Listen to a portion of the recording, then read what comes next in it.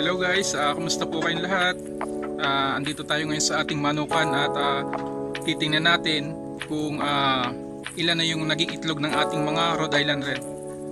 Ano nga ba guys ang sekreto para maging maganda at tuloy-tuloy ang pagbibigay ng itlog ng ating mga manok? Tara guys at ating aalamin.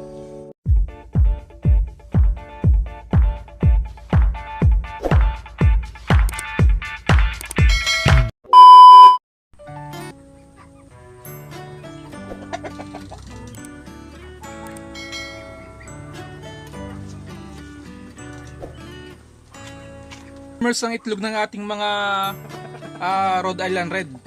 Ayan. Bali nasa ano to? 1, 2, 3, 4, 5, 6, 7, 8, 9, 10. Bali nasa 22 eggs po siya. Malapit na pong mag-isang tray. Yan, sa loob po ng 5 araw. Yung ating pong nag-iitlog dito ay 6 na inahin. Yan, at matitikman din po natin yung ating mga itlog na galing sa ating mga alagang manok.